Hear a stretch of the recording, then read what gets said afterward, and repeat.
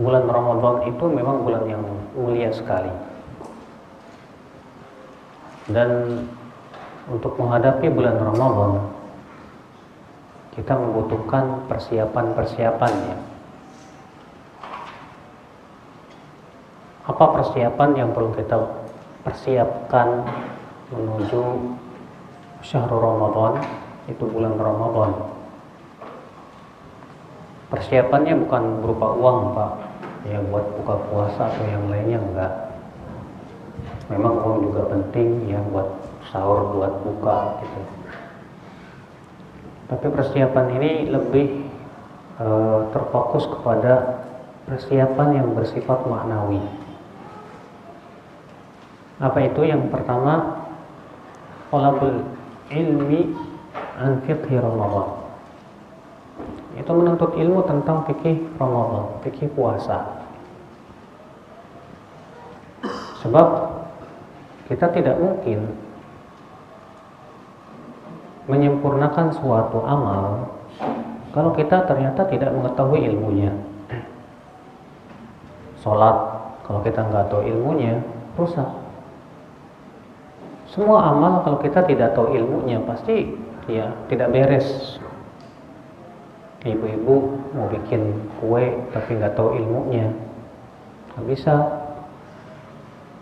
Maka segala sesuatu harus dengan ilmu.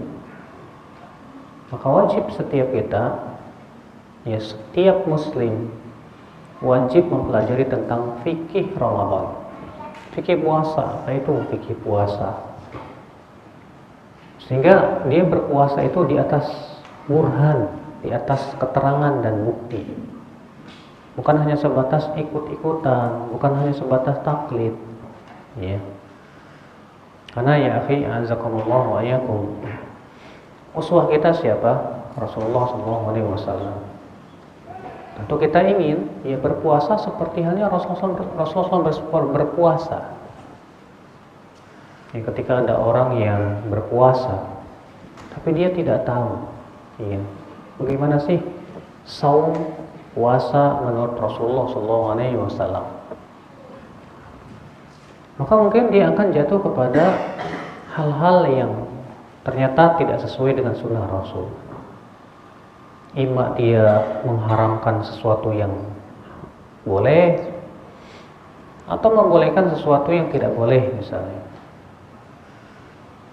Ya akhi, a'azakallah wa iyyakum. Kita contohnya saja di masyarakat, mereka punya keyakinan hal-hal yang dianggap makruh, tapi sebetulnya nggak makruh karena nggak ada dalilnya. Yang di masyarakat kita misalnya kalau ya sebagian mereka mengatakan kalau lagi puasa ya jangan kentut di air, kalau lagi puasa jangan ngorong, kalau lagi puasa macam-macam lah ya. Padahal itu tidak ada dalilnya. Kaidah mengatakan kita tidak boleh mengatakan sesuatu itu membatalkan puasa kecuali dengan dalil.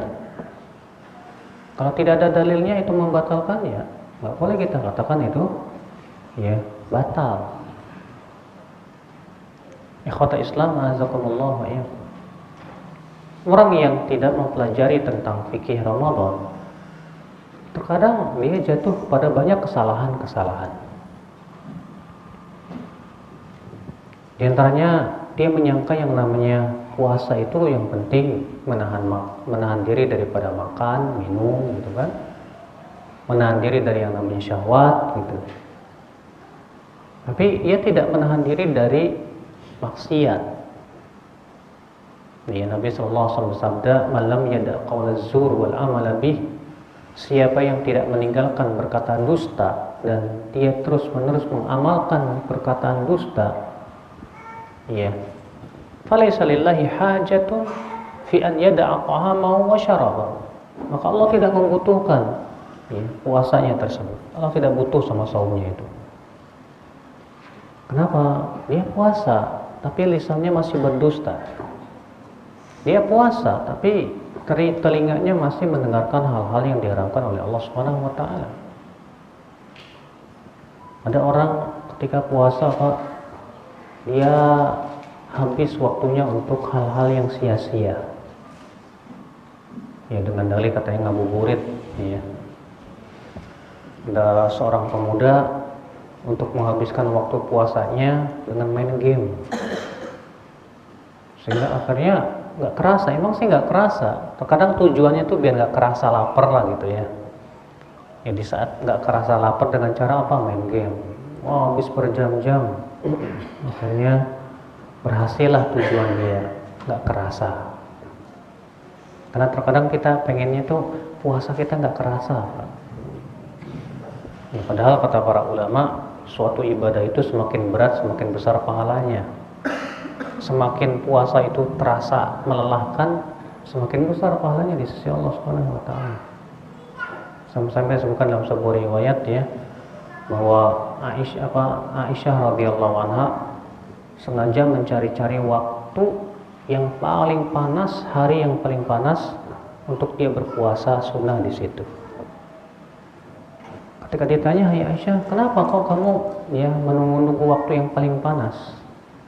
Kata Aisyah, "Barang kalau murah semua orang bisa beli. Tapi kalau barang itu mahal nggak semua orang bisa beli," kata Aisyah. Iya, maksudnya paham lah ya.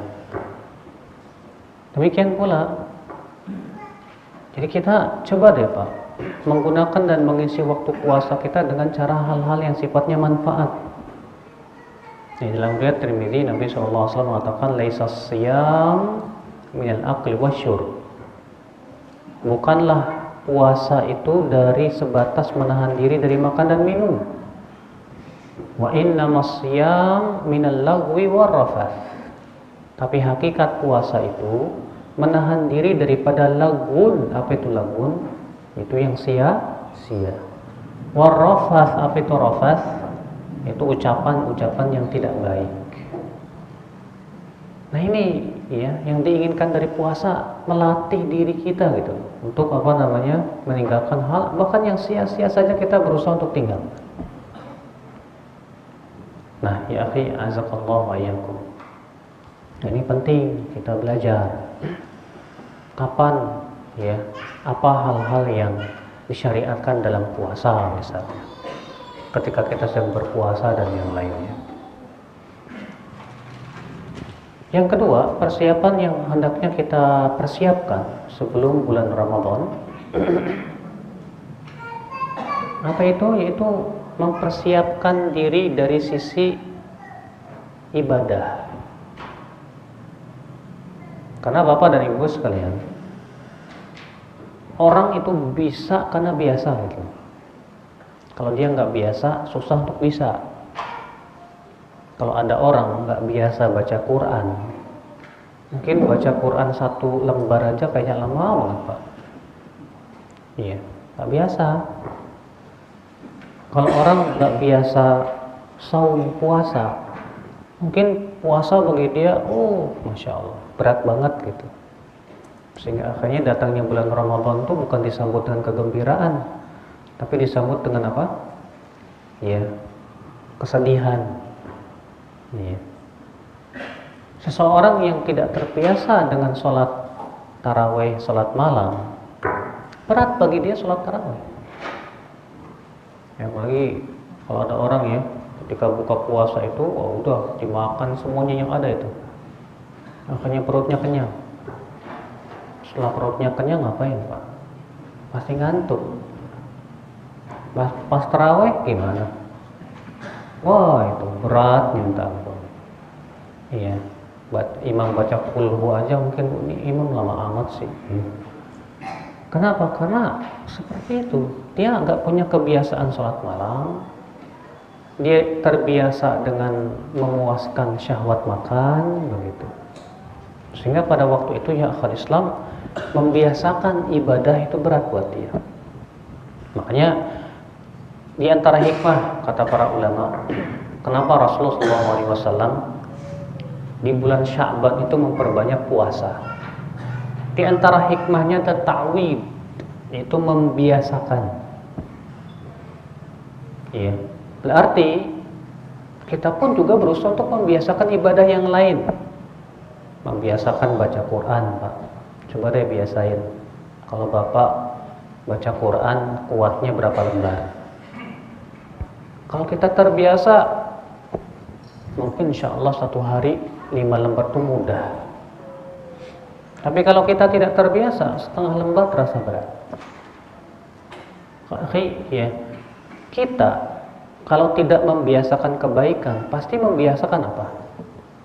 Selain kebaikan, imam membiasakan maksiat atau membiasakan sesuatu yang sifatnya mubah. Orang yang tidak terbiasa baca Quran, pasti dia akan terbiasa baca Quran. Orang yang tidak terbiasa zikir, pasti dia akan terbiasa selain zikir. Imam nyanyi atau ngobrol dan yang lain gak ada manfaatnya. Orang yang tidak terbiasa sholat malam, pasti dia akan membiasakan yang lainnya, tidur, ya, atau begadang, atau yang lainnya lah. Coba deh, ya kita pikirkan selama ini kita membiasakan diri kita di atas apa sih gitu loh. Iya. Kenapa? Kalau kita membiasakan diri itu akan terus terbawa sampai tua kita, Pak. Kalau sampai tua kebiasaannya buruk, wah tuh, bilang kalau matinya su'ul khotimah kan gitu. Kita pengen punya kebiasaan sehingga ketika kita sudah tua pun karena sudah terbiasa di atas kebaikan itu menjadi sesuatu yang luar biasa gitu. Makanya lihat ya, orang yang di waktu mudanya membiasakan baca Quran sampai tua, di waktu tuanya itu lebih kuat lagi baca Qurannya, Pak. Iya, saya punya tetangga nenek-nenek, memang dia semenjak mudanya kata ibu saya rajin baca Quran. Setelah dia tua, nenek-nenek umurnya 80 tahun itu Masya Allah, ya, tak lepas dari baca Quran. Ya, terkadang jam 3 malam udah terdengar suara dia baca Quran tuh. Iya. Itu kenapa? Karena sudah kebiasaan. Kalau dia sudah jadi kebiasaan, gimana Pak rasanya? Kalau sudah jadi kebiasaan, kalau kita tidak melakukannya seperti ada sesuatu yang hilang. Bapak aja kalau biasa nonton sinetron lah. Misalnya Bapak biasa nonton sinetron apa nih? Sinetron Maria Mercedes. Misalnya. Iya. Karena terbiasa Bapak hafal tuh jamnya. Oh hari ini kalau misalnya terluput, ya saya nggak bisa lihat episode ini ya. Hati kita kayak merana gitu. Itu kenapa? Karena dari sisi kita selalu membiasakan. Ya, kalau kita biasakan baca Quran satu hari satu juz, Masya Allah. Ketika hari itu kita tidak membaca, merana kita, aduh, kayak kehilangan gitu. Ya. Ketika kita membiasakan sholat tahajud setiap malam sholat tahajud, ketika kita kebangunnya kesiangan, kayak merana gitu, aduh, kayak nyesel gitu ya Allah, kok saya nggak sholat tahajud sih. Kalau kita sudah punya perasaan seperti itu bagus Pak, berarti kita sudah menjadikan itu sebagai sebuah kebiasaan. Ini yang kita inginkan. Yang kita inginkan tuh ini kebiasaan kebaikan gitu. Terbiasa mulut kita zikir. Jadi kalau marah pun juga isinya zikir, Pak. Ya, kita marah ke anak, kita bilang Allah yahdik kamu. Wah, isinya doa gitu kan? Masya Allah. Kita marah ke istri, ya. Kita langsung istighfar, langsung karena terbiasa zikir. Lihat kalau orang nggak terbiasa zikir, kalau lagi marah yang keluar Pak, bukan binatang, Pak. Sumpah serapah dan yang lainnya. Kenapa? Karena lisannya tidak dibiasakan dengan apa? Dengan zikir. Tapi kalau lisannya dibiasakan dengan zikir, Masya Allah, ya, terkejut saja yang keluar dari mulutnya zikir. Ya, ketika dia merasa senang yang keluar dari mulutnya zikir. Masya Allah. Ini orang yang membiasakan diri. Nah, bulan Ramadan ini sebetulnya di antara tujuan Allah Subhanahu wa taala mensyariatkan bulan Ramadan itu pembiasaan itu, membiasakan puasa, membiasakan baca Quran, membiasakan kita di atas kebaikan. Ya, ikhwatul Islam azakumullah wa iyyakum. Nah, ini persiapan yang kedua. Ya, sebelum bulan Ramadan penting kita untuk membiasakan diri di atas kebaikan. Biasakan deh, biasakan. Ya, terbiasa menahan marah, terbiasa menahan lapar, terbiasa menahan berbagai macam ya sesuatu yang berat. Itu jiwa kita nggak cengeng gini ya Pak. Orang kalau terbiasa perutnya diisi aja, perut lapar dikit aja cengeng. Ya, tapi kalau orang terbiasa puasa, lapar dikit udah biasa puasa. Ya, maka itu akan lebih memberikan kekuatan dalam menghadapi berbagai macam ujian dan cobaan yang akan menerpa kehidupan kita ya akhwat Islam azakumullah wa iyyakum. Kemudian persiapan yang ketiga yang hendaknya kita lakukan sebelum bulan Ramadan ini Pak, yaitu berusaha untuk membeningkan hati kita, membersihkan hati kita. Kenapa begitu Pak? Karena Pak, kalau bulan puasa datang dalam keadaan hati kita masih banyak maksiat, saya yakin ya, saya bisa pastikan berat buat dia puasa. Berat buat dia ketaatan. Kenapa? Karena maksiat itu kata para ulama ya, melemahkan hati. Yang namanya maksiat itu menjadikan berat berbuat ketaatan. Kenapa sih kamu mau datang bulan Ramadan kok kayak sedih gitu? Entahlah, saya kayaknya berat banget menghadapi Ramadan nih. Lalu, kok mau ngadapin Ramadan berat? Kenapa? Pasti ya, jawabannya Pak, banyak maksiat. Iya, biasanya begitu. Karena orang yang hatinya itu menginginkan dunia dan syahwat, sulit. Bayangkan di bulan Ramadan tuh kita disuruh meninggalkan syahwat. Berat, Pak, berat. Makanya kita banyak istighfar, banyak minta ampun kepada Allah, bersihkan hati kita, taubat kepada Allah Subhanahu wa taala. Supaya apa? Supaya Allah berikan kepada kita kemudahan demi kemudahan, kekuatan dan kesabaran dalam menghadapi puasa. Kenapa Pak? Ya, kalau di zaman salafus soleh terdahulu ya Pak ya, datangnya bulan Ramadan tuh mereka gembira banget. Sampai-sampai kata Ibnu Qudamah ya, "Kana salaf yuhanni ba'dhum ba'd bi qudumi Ramadan."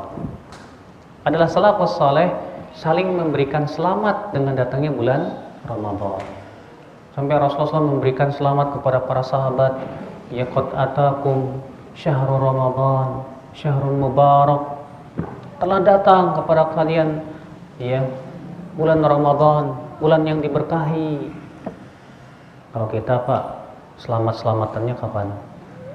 Pas mau selesai Ramadan, baru kita selamat-selamatan. Selamat Idul Fitri, selamat. Kalau setelah saleh ya, mau selesai Ramadan malah nangis. Itulah perbedaan kita dengan mereka. Emang jauh sekali ya.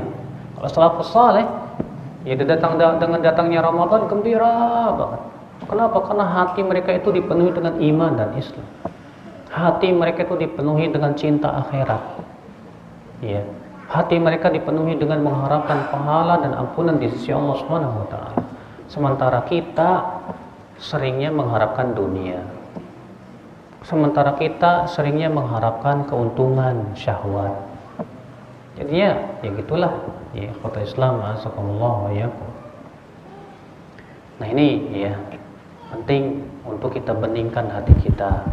Supaya apa? Dengan beningnya hati itulah Pak, insya Allah Allah berikan kepada kita kebahagiaan di saat kita beribadah.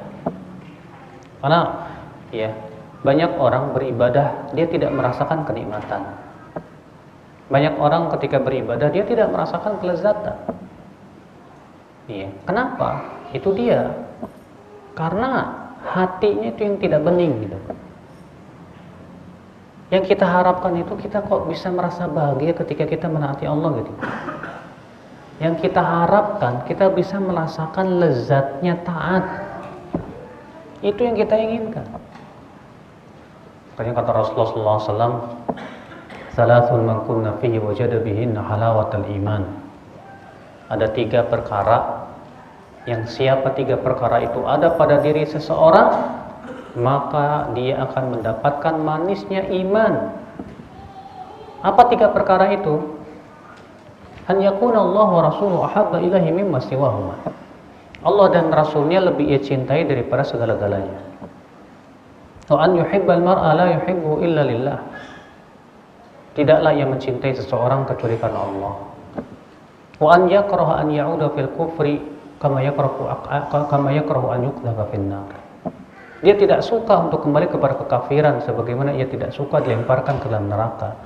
Kata Rasulullah, siapa yang punya 3 perkara ini dia akan merasakan manisnya iman. Kata Imam Nawawi, maksud manisnya iman artinya istildadut ta'at.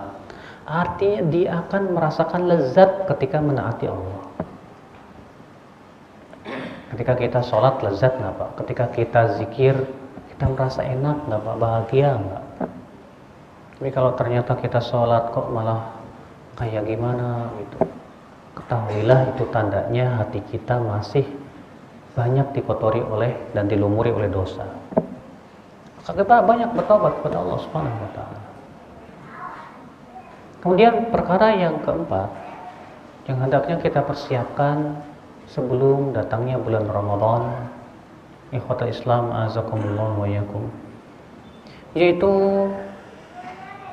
memotivasi diri kita. Ya, penting kita untuk memotivasi diri kita supaya kita semangat berpuasa Ramadan. Sebab munculnya motivasi, semangat itulah yang akan menjadikan kita ringan terasa, insya Allah. Iya. Kalau Bapak ingin jual sabun supaya orang semangat beli, caranya gimana ya? Caranya memotivasi mereka dengan cara apa? Oh, kita sebutkan nih keistimewaan sabun begini begitu kan? Jadi orang semangat tuh beli Pak. Kenapa mereka semangat? Karena mereka tahu, oh ternyata di barang ini ada keistimewaan yang tidak dimiliki ya pada barang yang lain gitu kan. Nah kita pun juga coba. Kita berusaha untuk membaca apa sih istimewaan puasa, apa sih istimewanya puasa itu. Kelebihannya apa sih, besar pahala puasa tuh gimana sih. Sehingga ketika kita tahu keistimewaannya akan termotivasi kita Pak. Semangat Pak, semangat insya Allah. Iya. Seperti disebutkan dalam hadis Nabi SAW, kata Rasulullah SAW, iya, beliau bersabda, lisaimi farhatan. Orang yang berpuasa itu diberikan oleh Allah 2 kegembiraan. Farhatun inda fitri wa farhatun inda liqa'i rabbi. Gembira dia ketika ia berbuka dan gembira ia ketika ia bertemu dengan Allah Subhanahu wa taala. Masya Allah ya akhwal Islam, azakumullah wa iyyakum. Gembira. Iya.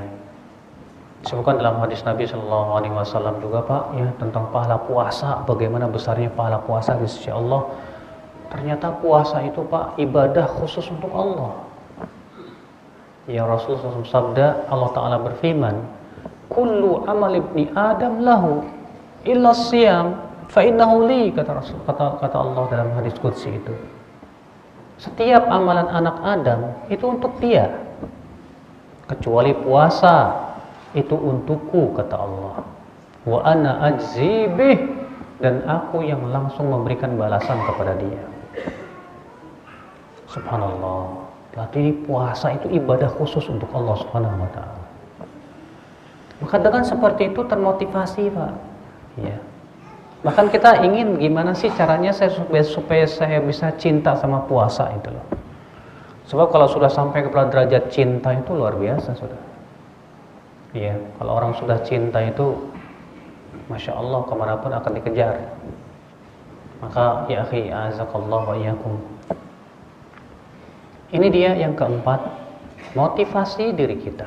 Motivasi dengan cara mengetahui tentang keistimewaan puasa, dan dengan cara kita mengetahui tentang ancaman, ya, di bulan puasa ketika kita ternyata tidak bersungguh-sungguh di bulan puasa itu. Iya. Karena Pak, seorang mukmin itu ketika datang bulan Ramadan tuh hendaknya di antara dua keadaan. Keadaan yang pertama, dia berharap akan pahala besar di sisi Allah dan ampunan. Ini keadaan pertama nih. Keadaan yang kedua, dia khawatir kalau ternyata setelah Ramadan tidak dapat ampunan. Iya, harus. Disebutkan dalam hadis diriwayatkan Imam Ahmad bahwa Nabi sallallahu alaihi wasallam bersabda dengan lafaz begini, "Syaqiya 'abdun dakhala 'alaihi syahrul Ramadan fa kharaja minhu falam yughfar lah." Semoga celaka seorang hamba yang masuk padanya bulan Ramadan, kemudian ia keluar dari bulan Ramadan dalam keadaan tidak diampuni oleh Allah. Rasulullah mendoakan celaka. Dalam riwayat Ibnu Khuzaimah, malaikat Jibril berkata kepada Rasulullah SAW, "Ya Muhammad, qul amin." Katakan amin. Ya. Kata Rasulullah, kata malaikat Jibril, "Raqima man dakhala alaihi syahrul Ramadan fa kharaja minhu famat fa adkhalahu Allahu an-nar fa ab'adahu Allah." Siapa yang masuk bulan Ramadan lalu keluar dari bulan Ramadan dalam keadaan ia belum mendapat ampunan, lalu ia wafat dan ia masuk neraka, fa ab'adahu Allah, semoga Allah jauhkan ia dari rahmatnya. Masya Allah Pak ya, kita khawatir ya, jangan sampai nih Ramadan, setelah selesai Ramadan ternyata kita tidak dapat ampunan dari Allah Subhanahu wa taala. Akhirnya rugi, akhirnya kita malah mendapatkan doa kecelakaan. Nanti seorang mukmin itu ya harus berada di antara dua keadaan tadi. Keadaan yang pertama apa itu? Harapan yang kuat untuk mendapatkan pahala yang besar dan ampunan. Keadaan yang kedua, dia khawatir apabila ia tidak bisa melaksanakan puasa dengan ya sebaik-baiknya di bulan Ramadan. Ikhwata Islam, azakumullah wa iyyakum. Di antara motivasi ya akhi untuk bulan Ramadan, kita melihat bahwa di bulan Ramadan ini Pak, kesempatan untuk mendapatkan ampunan dari Allah itu besar sekali. Imam At-Tirmidzi meriwayatkan ya dalam sunannya, dan hadis ini hasan insyaallah. Wa Nabi sallallahu alaihi wasallam bersabda, "Idza kana awwalu lailatin min Ramadan, suffidatis syayatin maradatul jin wa ghulliqat abwabun niran wa futihat abwabul jannah wa yunadil munadi ya baghiyal khair aqbil wa ya baghiyasy syarri aqsir walillahi utaqa'u minan nar wa dzalika kullu lailah."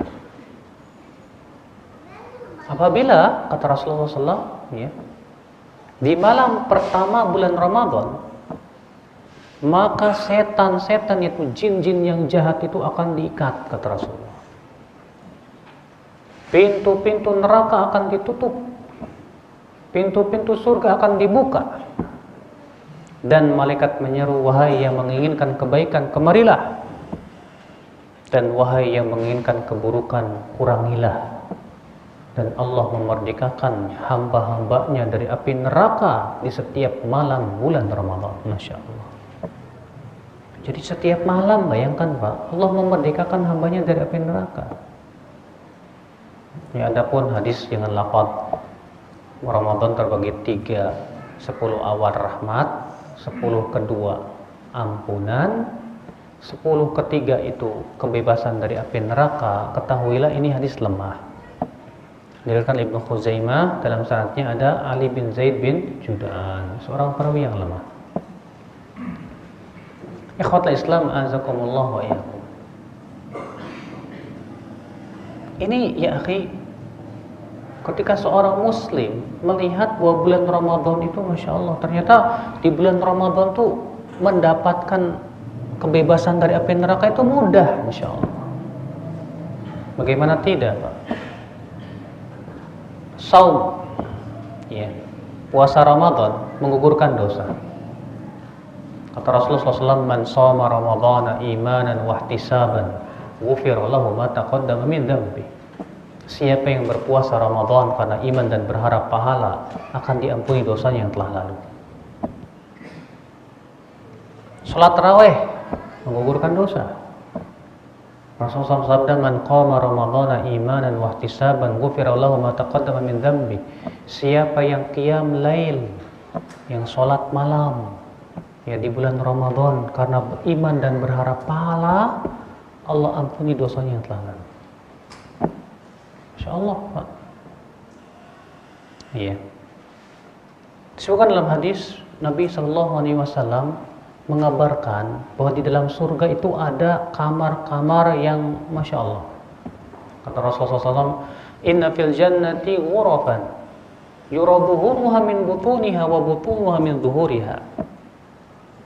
Sesungguhnya di dalam surga itu ada kamar-kamar yang bagian dalamnya terlihat dari bagian luar dan bagian luarnya terlihat dari bagian dalam.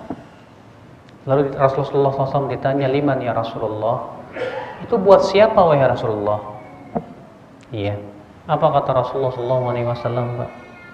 Kata Rasulullah SAW, liman aqabal kalam. Bagi orang yang memperbagus ucapan. Wa at'amat ta'am. Bagi orang yang memberi makan. Wa adamas siyam. Bagi orang yang terus-menerus berpuasa. Wa shalla bil lail wan nasu niyam. Dan buat orang yang sholat malam. Rupanya Rasulullah mengatakan bahwa orang kamar-kamar yang luar biasa dalam surga itu buat mereka yang memperbagus ucapan, memberi makan, berpuasa, sholat malam. Coba kalau kita perhatikan, Pak, di bulan puasa 4 perkara ini ada. Di bulan puasa di siang harinya kita puasa nggak? Puasa. Di malam harinya kita sholat malam tidak? Sholat malam. Kemudian kita dianjurkan banyak sedekah nggak? Memberi makan? Iya. Dianjurkan kita berucap kebaikan? Iya. Masya Allah. Berarti di bulan Ramadan itu kesempatan emas untuk mendapatkan kamar-kamar yang istimewa. Ya, di dalam surga yang Masya Allah ya akhal Islam azakumullah ya. Nah ini ya akhi azakumullah. Ini hal-hal yang insya Allah bisa memberikan kepada kita apa? Motivasi ya untuk bisa semangat gitu loh ya dengan adanya bulan puasa ini. Kemudian ya akhi azakumullah yakum, di masyarakat kita ada beberapa ritual dalam rangka menyambut bulan Ramadan. Namun sayang tidak ada asalnya dalam syariat. Di antaranya apa, Pak? Roah kumpul di kuburan. Di masyarakat ini banyak ya, sebelum Ramadan tuh kumpul di kuburan. Biasanya sebelum dan setelah Ramadan, Pak. Sebelum Ramadan mereka ziarah kubur, kumpul di kuburan. Setelah Ramadan, Idul Fitri, kumpul juga di kuburan. Hal seperti ini nggak sesuai syariat, bahkan dilarang oleh Nabi SAW. Nabi SAW bersabda apa? La tattakhidhu qabri 'ida. Kamu jangan jadikan kuburanku sebagai 'id, kata Rasulullah. Apa itu 'id?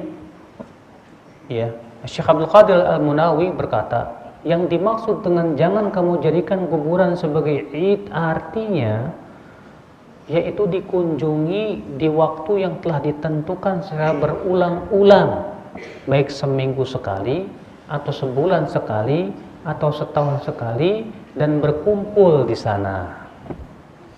Itu yang dilarang oleh Nabi SAW. Nabi mengatakan jangan kamu jadikan kuburanku sebagai id. Sekarang kalau kita tentukan, Pak, ya untuk ziarah kubur sebelum Ramadan, kemudian berkumpul di situ, berarti itu namanya menjadikan kuburan sebagai apa? Id. Itu dilarang oleh Nabi SAW. Ya. Jadi kita nggak boleh ziarah kubur, boleh. Bahkan dianjurkan oleh Nabi. Nabi mengatakan zurul kubur fa inna tudzakirukumul akhirah. Berziarah kuburlah kalian, karena itu mengingatkan kalian kepada kehidupan akhirat. Tapi apakah Nabi SAW menentukan waktunya? Enggak. Mutlak. Ziarah kubur kapan saja. Kecuali wanita, hati-hati. Kalau wanita nggak boleh sering-sering. Ya, karena Nabi SAW mengatakan la'anallahu zawaratil kubur. Semoga Allah melaknat wanita yang sering berziarah kubur. Tuh, dilaknat perempuan yang suka sering berziarah kubur itu. Ya. Nah, ini ritual yang ada di masyarakat, Pak, yang ternyata justru malah sebetulnya dilarang oleh Nabi Shallallahu Alaihi Wasallam. Tapi itu jadi tradisi, ya. Harus kita yakini. Tradisi kalau tidak sesuai dengan syariat wajib ditolak. Karena tradisi itu kata para ulama disyaratkan harus tidak bertabrakan dengan syariat. Adapun kalau tradisi itu bertabrakan dengan syariat, nggak boleh kita amalin, Pak. Iya.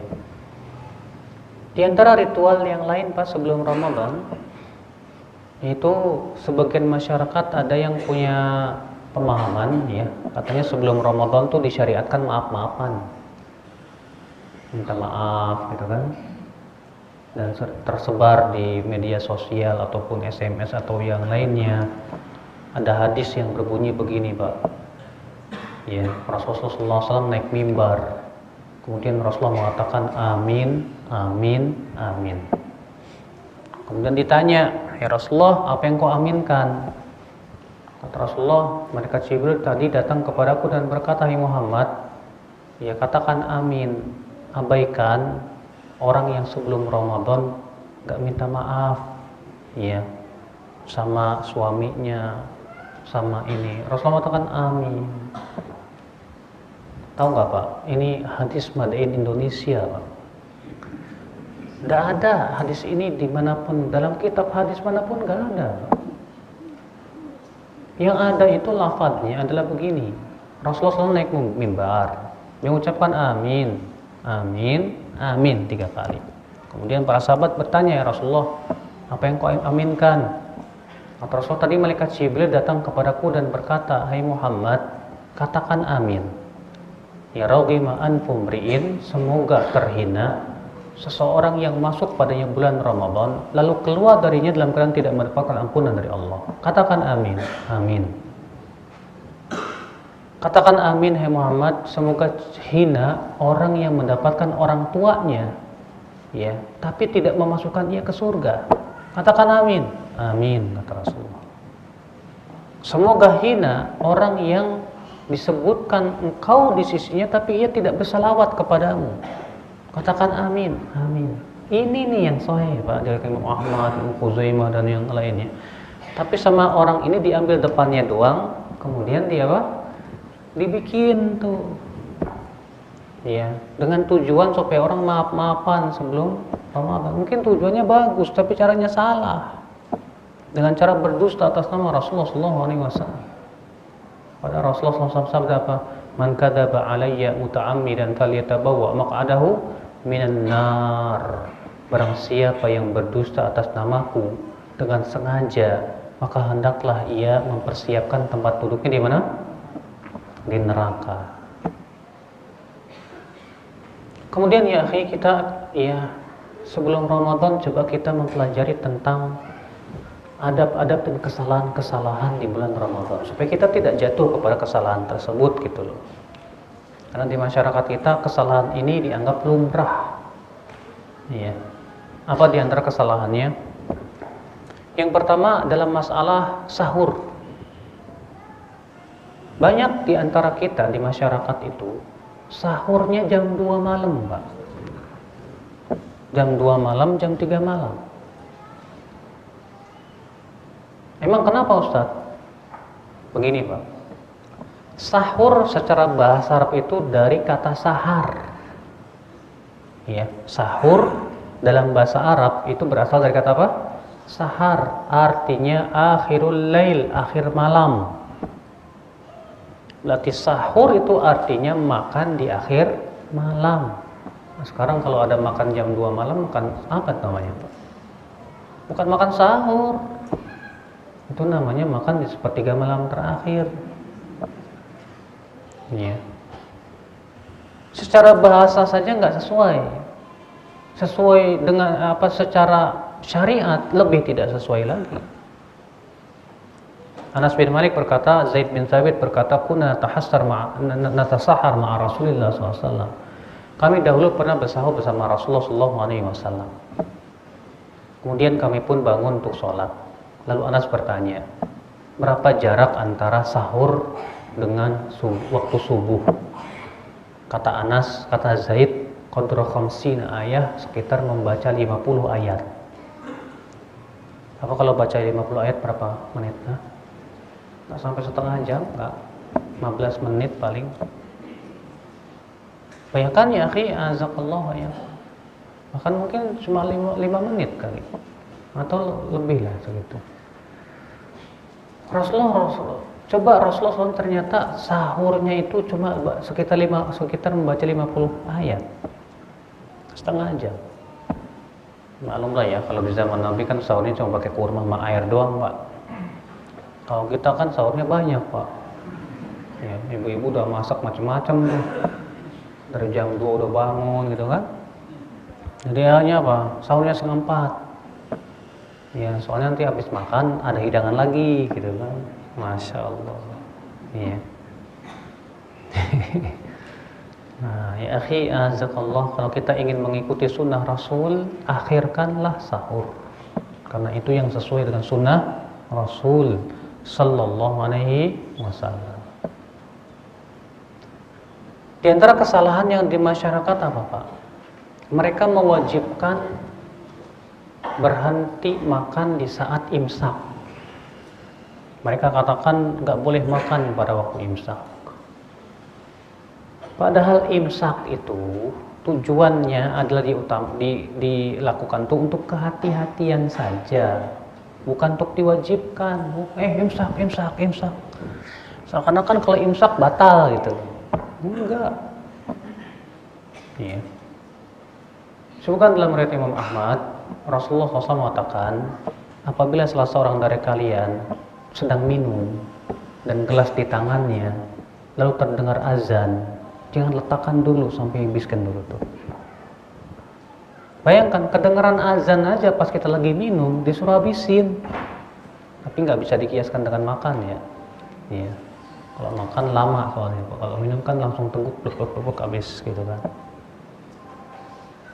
Bayangkan Nabi mengatakan kalau kita lagi minum terdengar azan saja habiskan gitu.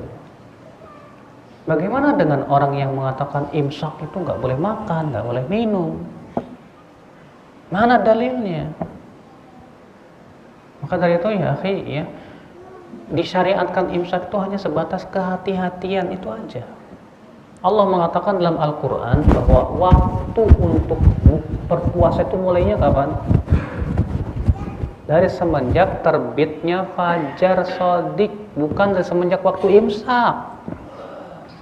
Bukan. Jadi kalau terdengar imsak, udah cuek aja, makan aja Pak, nggak masalah kok Pak. Kadang kan imsak itu 10 menit sebelum apa? Ya, sebelum subuh gitu kan. Kalau belum azan, cuek aja, makan aja terus. Kalau ada orang bilang imsak, udah nggak apa-apa lah, mau imsak yang gimana. Iya, kalau Bapak memang belum sahur aja Pak. Iya. Nah, kesalahannya di masyarakat bahwa kalau sudah imsak, sudah nggak boleh makan. Kalau sudah imsak, sudah nggak boleh minum. Saya dulu waktu kecil begitu, imsak, wah udah ketakutan deh. Padahal itu bukan waktunya kita untuk memulai berpuasa. Ikhwata Islam, azakumullah wa iyyakum. Bahkan dalam suatu kaidah usul fikih, ya, para ulama ketika membahas sebuah kaidah al-aslu baqa'u makana ala makana, mereka memberikan contoh begini. Kalau ada seseorang sedang sahur dan dia menyangka waktu sahur masih ada, tapi ketika dia sahur ternyata jelas kepada dia sudah masuk waktu subuh, maka puasanya sah. Misalnya antum baru bangun tidur, wah jamnya kebetulan mati juga ya, wah kayaknya masih ada sahur nih, ya udah sahur, makan, tahu-tahu terdengar amin, tuh amin apaan tuh? Pokoknya sholat subuh, waduh. Maka kata para ulama sah, lanjutkan saja. Kenapa? Karena dia telah kembali kepada hukum asal. Pada asalnya waktu masih ada. Ya. Demikian pula kalau misalnya ada orang udah mendung, kayaknya ya ini sudah waktu buka puasa, dan dugaan kuat dia kayaknya sudah buka puasa. Makan. Pas lagi makan tahu-tahu mendungnya hilang. Nongol matahari. Loh. Kata para ulama sah puasanya. Ya, kenapa? Karena dia sudah menggunakan dugaan kuatnya. Beda kalau dia masih ragu. Kalau masih ragu nggak boleh. Kalau masih ragu, pada asalnya belum waktu buka, jangan dulu, berhati-hati pada waktu itu ya. Islam a'azakumullah wa iyyakum. Nah, ini kesalahan di masyarakat menganggap bahwa imsak itu waktu menahan. Salah, Pak. Salah besar itu. Waktu menahan itu dimulai semenjak terbitnya fajar shadiq, masuknya waktu subuh. Di situ waktunya. Di antara kesalahan ya akhwat Islam a'azakumullah wa iyyakum, banyak di antara kita, Pak, mengganggu orang dengan alasan sahur. Ini kesalahan fatal juga loh, Pak. Ya pemuda-pemuda biasanya tuh, Pak, ya keliling, gebukin apa kek, kaleng kek, apa kek, sahur. Jam 1 bayangkan. Jam 1 masa disuruh sahur ngapain coba? Orang lagi tidur enak-enak disuruh sahur jam 1. Ya, ini pekerjaan orang iseng banget deh, Pak. Iya. Dan anehnya mereka menganggap itu dianggap kurbah, ibadah. Karena kata mereka, kami kan bangunin orang sahur. Ya, gimana? Justru kamu itu jatuh kepada dua kesalahan. Kesalahan pertama, ganggu orang lagi istirahat. Yang kedua, menyuruh orang sahur di waktu bukan waktunya. Kasihan, karena ketidaktahuan biasanya, Pak, ya. Ketidaktahuan akhirnya jatuh kepada perkara-perkara seperti itu. Mungkin Bapak dulu juga waktu belum tahu gitu juga kali, Pak, ya. Iya. Kota Islam azakumullah wa iyyakum. Kemudian di antara kesalahan ya akhwal Islam azakumullah wa iyyakum di bulan puasa, yaitu di saat berbuka. Sebagian orang di saat berbuka itu tidak ikut sunnah. Sunnah Nabi kalau berbuka itu makan dulu rutop atau kurma baru sholat maghrib. Dalam riwayat Abu Daud begitu. Nabi Aisyah mengatakan adalah Nabi SAW apabila berbuka, beliau memakan dulu beberapa rutop, kurma basah. Kemudian beliau pun pergi untuk sholat. Sunnahnya begitu, Pak. Kalau kita enggak, ya, mau 5 menit lagi adzan, wah di depan kita udah masya Allah, kolang-kaling, ya. Apalagi lengkap, belum lagi yang disembunyiin tadi pagi, ya. Masya Allah, pas azan berkumandang langsung habis. Pertama, ya, ini tidak sesuai dengan sunnah Nabi. Yang kedua, secara kesehatan itu bisa merusak ya limpa kita, lambung kita. Karena ya para dokter pun mengatakan begitu, ya. Sahurlah dengan yang manis dulu. Kenapa? Karena yang manis itu menguatkan limpa. Kurma itu manis, menguatkan limpa. Karena bayangkan seharian kita berpuasa nggak diisi apa-apa itu. Sementara kan yang namanya lambung bergerak terus. Iya. Kemudian kita langsung masukkan makanan besar. Error tuh, Pak. Iya. Makanya subhanallah di antara hikmah pensyariatan Nabi sallallahu alaihi wasallam, beliau tidak langsung makan besar. Beliau hanya makan apa? Beberapa kurma dulu. Nah, itu sunnah Rasul dan ternyata dibenarkan oleh para ahli kesehatan. Benar itu. Itu cara yang paling sehat sudah. memelihara lambung kita itu. Iya. Nah ini ya akal Islam azakumullah. Kemudian di antara kesalahan lagi Pak, banyak di masyarakat kita di saat salat tarawih itu pengennya cepet-cepet Pak, sehingga akhirnya salat tarawihnya itu ekspres gitu Pak. Ya sampai antum sering tahu kan ya, di YouTube itu ada salat tarawih tercepat di dunia Pak. Berapa menit Pak? 7 menit kalau nggak salah ya. 21 rakaat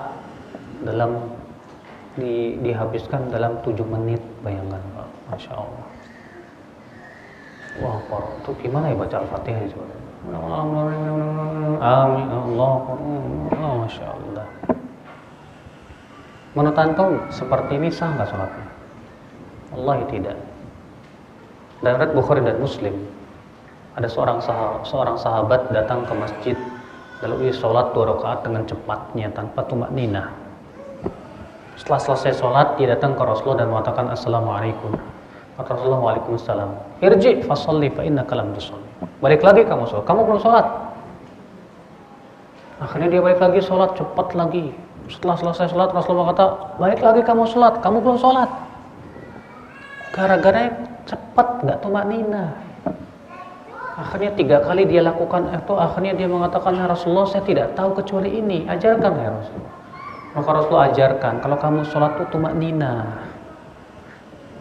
Bayangkan Pak. Dan anehnya lagi, mereka berdalil lagi Pak. Kan Allah mengatakan fastabiqul khairat, berlomba-lombalah dalam kebaikan. Ya kan kalau lomba lari, kita cepat-cepatan. La ilaha illallah. Inilah ya fenomena ajib. Dan anehnya tuh banyak sekali di masjid-masjid di surau-surau tuh kalau sholat tarawih, wih, ngebutnya minta ampun Pak. Itu sampai-sampai yang 11 rakaat sama yang 21 rakaat keluarnya bareng. Bahkan terkadang lebih cepat yang 21. Benar. Kok bisa gitu? Ya. Masya Allah. Kalau kita lihat di zaman salafus saleh, sholat tarawihnya tumak ninah. Masya Allah. Ya. Sementara kita, karena itulah sudah saya sebutkan tadi, karena kita sudah tidak lagi merasakan kelezatan ibadah. Kita sudah tidak lagi merasakan kenikmatan ibadah. Kita menganggap ibadah itu beban. Ya, akibatnya begitu.